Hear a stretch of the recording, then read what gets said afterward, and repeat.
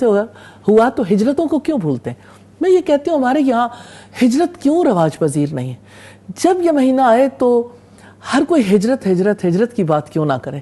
اور یہ کہ یعنی پرندے بھی مائیگریٹ کرتے ہیں، اور اسی طرح سے اگر آپ دیکھیں تو انسان بھی مائیگریٹ کرتے ہیں. اگر ایمبیسیز میں دیکھیں تو لائنیں لگی ہوئی ہیں لوگ جو پاکستان سے مائیگریٹ کر کے کہیں اور جانا چاہتے ہیں.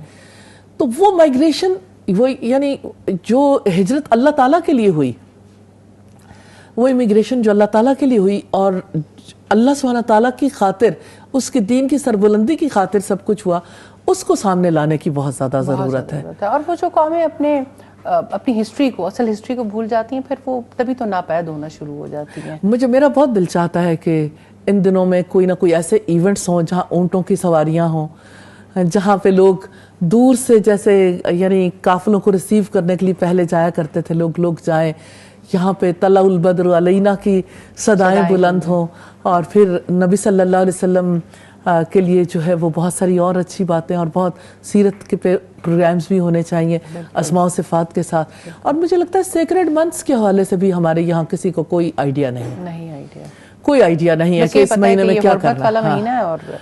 حرمت والا مہینہ ہے، اور ساتھ ہی یہ بھی مائنڈ سیٹ ہے کہ یہ تو عربوں کا یہاں تھا، وہ لڑتے تھے اس لیے ان کو یہ کہا گیا، ورنہ ہمارے ساتھ اس کا کوئی تعلق نہیں ہے. بہت سافٹ اینڈ پہ ڈسکشن بہت کم ہوئی ہے، ڈسکشن نہیں ہوئی، ڈیپ ڈاؤن سوچا نہیں ہے، ری تھنک نہیں کیا. اور فائز آپ سوچئے کہ ہمارے اتنے پیارے پیارے لوگ ہیں جن کا اتنے یعنی انٹلیکچوئلز ہیں، اگر وہ بیٹھ کے اس کے اوپر ٹاک کریں تو کیا لوگوں کا مائنڈ سیٹ چینج نہیں ہوگا؟ بالکل ہوگا. تو میں تو سارے چینل سے ہی کہنا چاہتی ہوں کہ اس کے اوپر ٹاکس کروائیں.